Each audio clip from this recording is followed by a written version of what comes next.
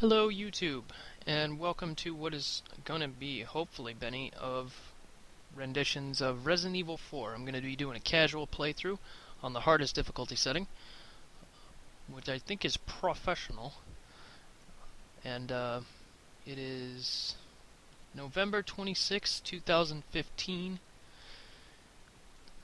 In other words, Happy Turkey Day. It's Thanksgiving.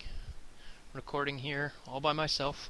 Got nothing else to do, and I just got off of work, so decided to put up a video here. This game, I have quite a bit to say about the Resident Evil series as a whole. First off, it's one of the tattoos I adorn, so it's definitely one of my favorite series. I was thinking about letting the cutscenes play, but there's no point in it. There's actually no subtitles in this game. There are, like, if you're talking to, like, Hunnigan, when you call on the radio, and there are for this part, but normal cutscenes won't have any subtitles, so there's no point in me not talking over them. In any event, Resident Evil 4 is when the whole Resident Evil switch happened. I consider it not technically a Resident Evil Survivor horror game, it's more linear. The paths are pretty straightforward. There are things that you can hunt down, like treasures and stuff like that, but you'll see I buy treasure maps for stuff like that, just to make sure that I got all of them. This game was a lot of fun and really well designed. I say well designed, but there are ways that you can break the game. There's a couple of different little glitches and sneaks and hidden portions, but I'm going to go through the game normally. Like I said, it's a casual playthrough. I'm not going to be showing off any glitches or anything like that. I might do the glitch with Ashley, but that's far later on in the story, and I'll talk about that when it comes up. But yeah, this game was pretty good. As far as the shooting games are concerned, I would consider this the first shooting game in the Resident Evil series. It takes away from the fixed camera angles of the past, which I really enjoyed.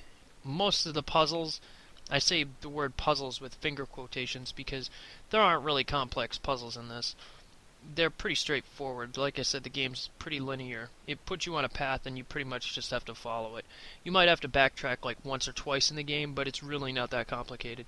And there's no puzzle in this game that you couldn't figure out with just giving it a little extra time. I think the hardest one is the puzzle piece quest when you're playing as Ashley, and it literally takes like a couple seconds to do it. It's not complex at all. Hence, me assuming that this game is a shooting game. The other ones were puzzles. You'd find a key, and then you would have to unlock a door. You'd have to find out which door it goes to, examine it, go around and look for codes for things so that you can punch them in. None of that in this game. Definitely not my favorite Resident Evil game. I would definitely say that number 2 is my favorite, very closely followed by Resident Evil 0. 0 was a great game, and a lot of people give it crap because you had to switch between two characters and you had limited inventory, but all the other previous Resident Evil games had a limited inventory, and I really liked the style that it was shot in. The bosses were interesting. It gave you some backgrounds to the additional enemies in the game. For instance, like Spencer and Marcus and their whole... my phone's dying. And their whole... creating the progenitor virus and the T virus, and it gives you some background on some characters that we didn't get to hear a lot about.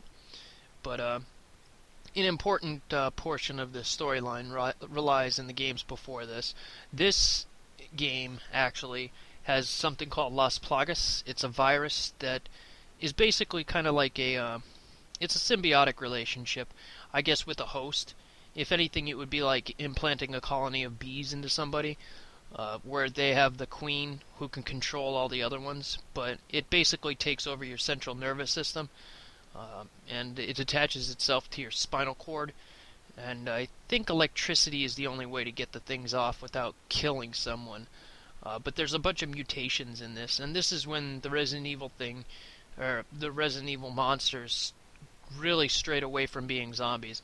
At this point, there are zombies later on in like 6, but they're very limited, and they go more with the mutational viruses like the C virus and yeah, other viruses and other strains of Las Plagas.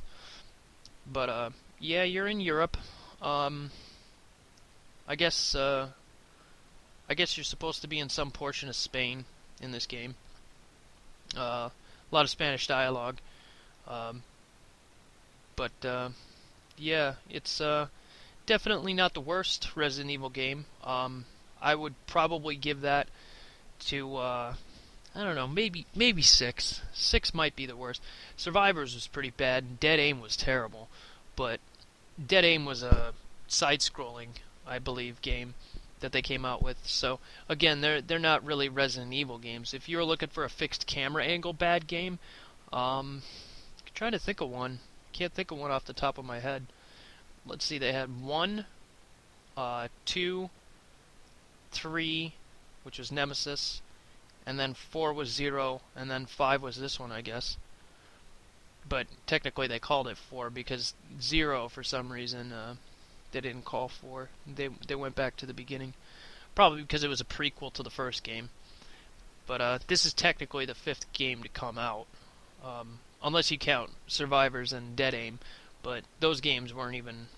They're not even in the, like, whole storyline spiel. They're side characters and characters that didn't exist in the first Mansion event and the event in the Arkalay Mountains and Raccoon City afterwards. But yeah, 2 is definitely my favorite, man. That game was a lot of fun to play. It had 4 different scenarios: Leon A and B, Claire A and B, and depending on which paths you took in the first section of the game, it would determine how you played the game with the second character. So if I played Leon's A, I would get Claire's B. If I played Claire's A, I would get Leon's B, and so on and so forth.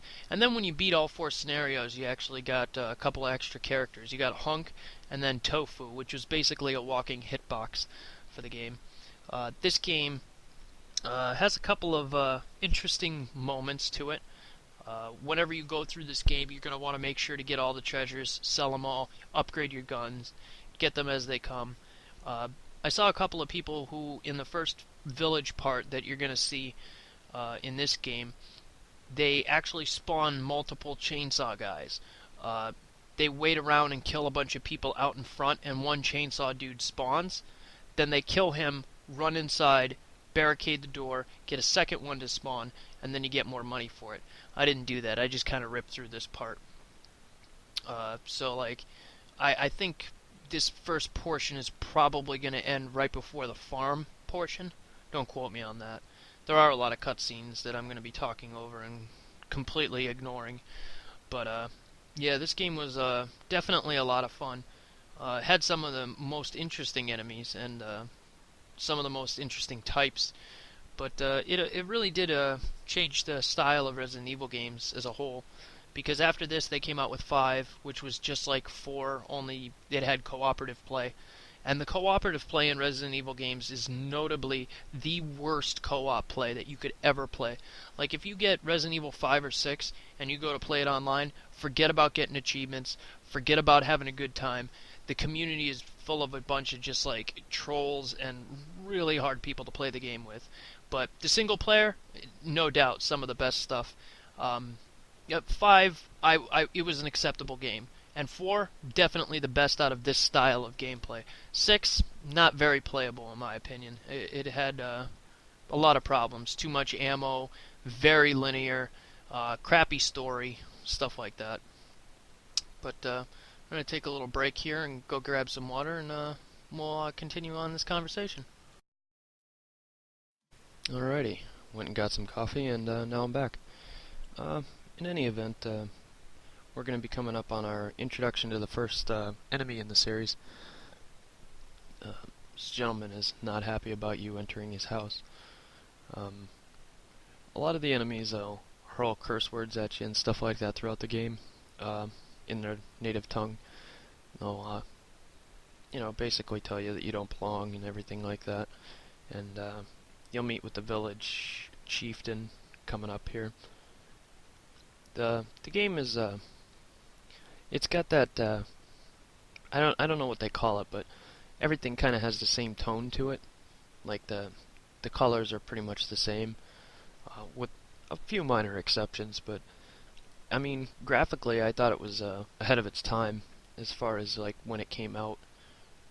the this game is definitely the one that I had the most versions of. Like, I have this game for the GameCube, the PlayStation 2, uh, the Xbox 360, and now the Xbox One.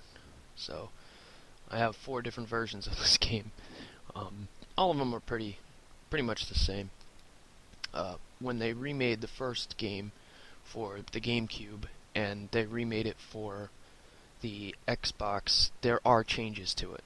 There are changes to the actual gameplay and like everything, but this game they didn't change and most of the storyline. They kind of just kept it the same. They did add one part in the PlayStation version from from the GameCube version. There was Ada's part. Mercenary mode was introduced inside this game. No, actually, I think mercenary mode was actually introduced in Code Veronica, believe it or not, which is still a fixed camera angle game. And Code Veronica is another game outside the series. It's not like part of the numbered series, but it's still fixed camera angles, and it's a really fun game to play. But they added a battle mode, I think, into it, which is basically like, kind of like Mercenaries. You run around with different characters who have different weapons, and the whole purpose is to just defeat the enemies in a certain amount of time. This one had a point scoring system, and you could unlock other characters to play as.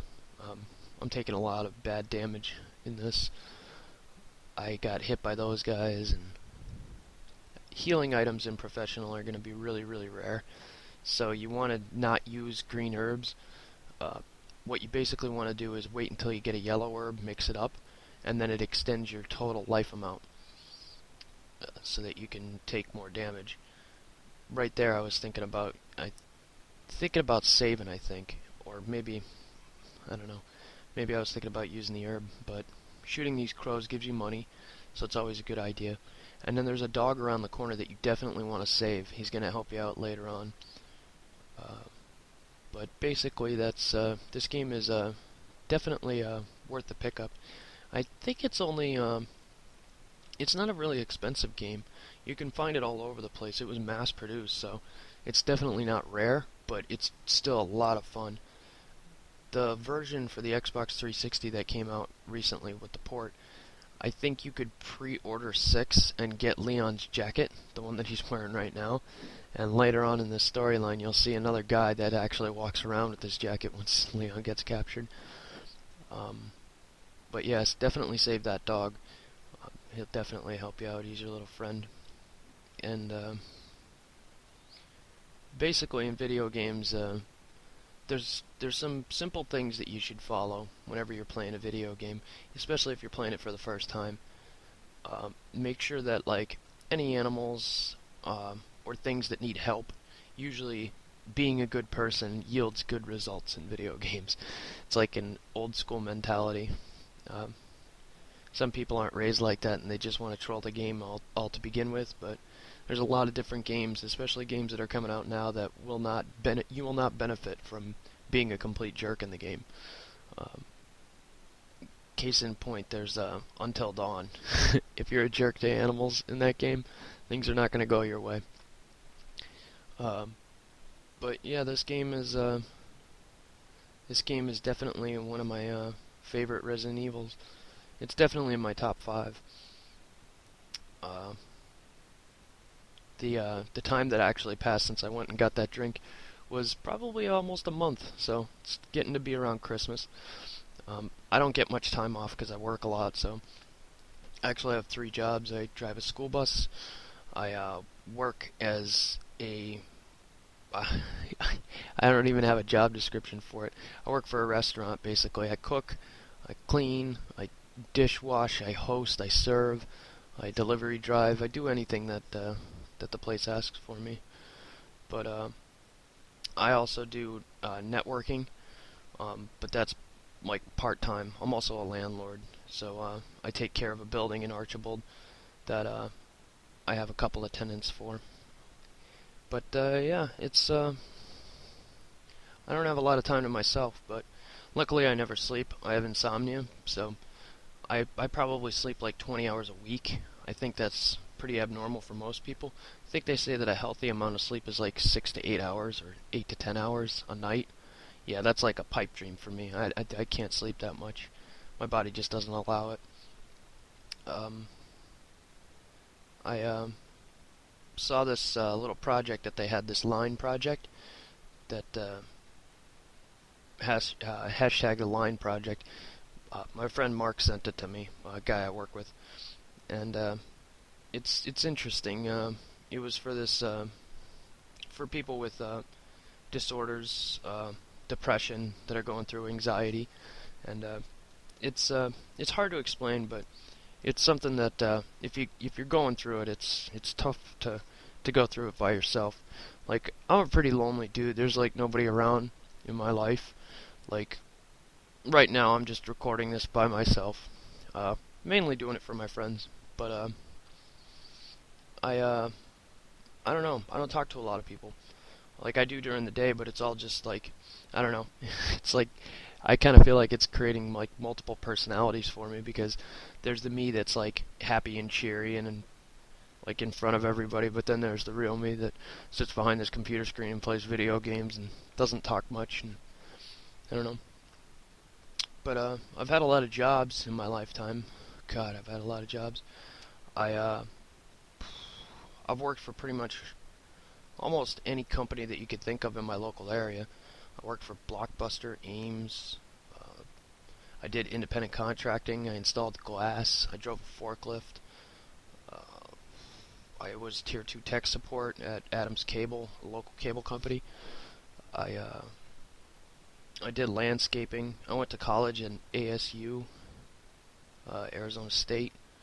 Got my associates in computer programming. I God, I've worked almost everywhere. I worked for a theater as a projectionist. Uh, I worked at a restaurant, a couple of different restaurants. Um, I worked retail. I worked at Dollar General. Um, Worked at a couple of different retail places. Uh, can't think of. Yeah, I've done a lot of different types of jobs. I kind of. I think I'm up to like maybe. I want to say grand total of maybe like 30 to 40 jobs altogether that I've done. Somewhere around there. And I'm 30 years old, so probably like a job a year. But I mainly like had like 2 or 3 jobs at a time, just because I never sleep, so there's no point in me being around. Like, I kind of get nervous and depressed when I just sit around and do nothing, so I guess the best use of my time is just working. I mean, why not, right? In any event, Christmas is coming around the corner, and they recently dropped the price down of Xbox Ones and PlayStation 4s. I think you can get an Xbox One for $300, PlayStation 4s for $350, and there's bundle options. But it seems like when I first got an Xbox, I got it with an original Xbox with Halo, and I played it mainly for Halo and Halo 2 when it came out. But after the advent of like digital downloads and all this stuff coming digitally, without like a physical medium, it's kind of hard for me to accept like moving into the future, because like there's games that and people are gonna find this out later on. Games like Evolve or Titanfall, or games that don't have a single player and you don't have a physical copy of the game, like if those servers ever go down or they take the game off the marketplace, you don't technically own anything. Like, so you don't have the game anymore, and it's going to take some hardcore fans to follow certain games for you to actually be able to play them in the future. So if there's not a physical copy, it kind of destroys the purpose for me. Like, I'm like that with everything that I own. All my comic books and movies and video games, I like having something tangible in your hand. A lot of work goes into creating a physical medium, so I always respect it. And that way, if I want to, I can like hook up my old GameCube and play this game, or I can play it on my Xbox. But if the digital download isn't on there anymore and they take it off the marketplace, then you basically have nothing. They just took your money, and now you don't really technically own anything. So I don't know. I'm on the fence on whether or not it's a good way to go into the future. I do have an Xbox One. I have not bought a PlayStation 4. I'm probably gonna buy one for Christmas, just so that I have all the different platforms. I haven't bought an actual Nintendo console in forever. I stayed away from the Wii, the Wii U, and the 3DS. Uh, Handheld consoles like Game Boys and uh, the DS and all those, they actually physically hurt my body at this point. Because, like, I have to crane my neck down, and, like, it's a tiny little screen, and my hands are too big for the controls most of the time. And it's just not enjoyable for me to play on those platforms, so I stray away from it. I know a lot of Japanese listeners and people in other countries would not agree with that because they're all for it, and it sucks too because a lot of the games that I like to play, like JRPGs and stuff like that, they only come out nowadays on like the DS or something like that, or like Smash Brothers and stuff like that. But I haven't had a real definitive reason to buy a Nintendo console for a while because I'm not going to buy it for one or two games. I usually buy my consoles based on the entire library, and I don't know, it just doesn't seem financially feasible for me. If anything, I'm probably going to be moving from Microsoft over into PlayStation, just because PlayStation has them a little more leniency with their licensing. Microsoft seems to be I don't know. It's kind of hard to explain, but they don't like open source software too much, and they have a tendency to like take third-party games or independent games, and I mean they do have a lot of indie games on there, so I gotta admit that, but they don't have a tendency to take certain titles, and they're afraid of like getting a contract with certain game things. And now I believe that gaming is like not only an artistic form, but it's also a form of expression, and personally, it's been a great release for like stress and stuff like that. So like when you're playing a game like this, like it not only does it relieve stress, but it gets your mind thinking, and you can focus on it.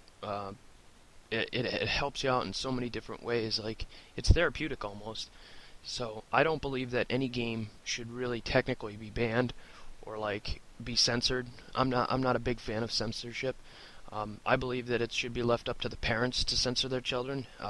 Actually watch them and see what they're consuming as far as media is concerned, and take an active interest in their life. Don't blame it on gaming companies or publishers or anything like that. If your kid's playing a violent video game, tell them not to play it. Do what my parents did, and just shut the console off or shut the power off to their room or take the console out. I mean, you can limit their access. I mean, they are your children. So, as far as the the regular media is concerned, they'll push fear and stuff like that, and try to make you nervous so that you'll get into that same like stigma of people being afraid of everybody, and it's a whole nonsensical cycle. I'm getting off on a tangent here. I don't even know what I'm talking about anymore. Anywho, Resident Evil 4, we're going to be coming up on the village, and the village is definitely one of my favorite parts of the game. I like how they have the old-fashioned clock tower and the church and everything like that. It definitely reminds me of a lot of novels that I read, like a kind of Sherlock Holmes kind of thing. But yeah, this game is definitely worth playing. You should definitely pick it up on one of your media platforms. Yeah, PlayStation 4 is definitely where I'm probably going to invest most of my time. Xbox One, maybe. I mean, I might play a little bit of it. There are a couple of games that came out that were good for it, but time will tell on that one. If PlayStation has the better titles, like when they come out with the different remakes, they're going to remake Resident Evil 0, they're going to remake Final Fantasy 7. Now, I've heard a lot about Final Fantasy 7, and there's a lot of things going around on the internet on, oh, it's going to be episodic, oh, it's not going to be turn-based, there's all this stuff. The way I see it, when it comes to a video game coming out, don't put too much hype behind it, wait until the game comes out, because if you're expecting things, you're going to get seriously disappointed when the game comes out, no matter what they come out with, because then it's not going to be exactly to your liking. Like they're not making the game for just one person. You got to think that they're making it for a wide variety of people, and they want a lot of people to buy it. Gaming companies nowadays, though, with microtransactions, they don't actually care if the game is good. A lot of companies don't. Activision, I know, is at the forefront of that list. I actually bought a game called Destiny for $60 a year ago. And the people who originally bought the game had to pay $30 for the first two DLCs. Then they came out with another DLC that was another $30. So altogether, you'd spend $120 on their game. If you waited a year and you didn't purchase the game and didn't support it from the launch day, you could actually buy some kind of edition where it had all the DLC inside of it for $60. So they completely just shit on all the people who originally bought the game. And then they entered microtransactions into the game too. I've noticed a lot of game companies will do that. You gotta watch your money. If you're not careful, you can end up spending a lot of money for a game that's like not really worth it. They'll sell you pieces of the game that you actually originally thought was all together. That's another reason why I don't like these digital things. Is when you bought a game back in the day, they used to have to compete, and when you were comparing video games, you would know what content the game had because it was tangible. You could put it in your hand. It was a physical copy. All of the game was there. You couldn't buy a separate cartridge and then plug it into your like SNES and have to worry about like content being missing. Oh, I have to unplug this cartridge and plug in another one. I mean, the content was all there. Even on disc copies, they just had multiple discs. But nowadays, with the advent of digital media, everything's becoming microtransactions, and you can actually there's a lot of games on the marketplace where if you download the core game is not that expensive, but then the DLC for the game will be like hundreds of dollars. There's I think I tallied up. Minecraft was a prime example of it. The core game is $20, and then if you add up all the skin packs, all the DLC, the mashup packs, and everything like that for it, I think it comes out to like $120 or something like that. So, and that's US. So like, it's just astronomical. Like, I guess that would be like 30 quid, or I'm sorry, 10 quid for the game, and then another like 50, yeah, probably 50 quid for all the DLC content, something like that. But the rate is like ridiculous. So you got to really watch what games you purchase and which ones you want to invest your time in. This is definitely one that you want to invest your time in though, because it's cheap and the game is complete. There's no DLC for it. There's no additional character skins. You can actually, there are character skins, but as you saw when I first selected my character, once you beat the game on the different difficulty settings, you could just select them right from the get-go, and everything's unlockable from inside the game. You don't have to purchase anything additional. That's going to be a definite sale. There are companies that did game sales right, like Rockstar, for instance. Like if you bought the original, if you bought Grand Theft Auto 5, the vanilla version, all the DLC that they've come out with, all the packs, all the guns, all the planes and different vehicles and everything like that, all the DLC they've come out with so far has been completely free to the consumer. You haven't had to pay for like heists or anything like that. And people complained like, oh, it took so long. But hey, listen, man, it's free. Any free content that they add to the game is perfectly fine with me. I mean, I don't mind waiting for stuff like that. If they told me originally when I bought Destiny that like, the game's going to be completed in a year, just wait a year and then you can get all the content and everything like that.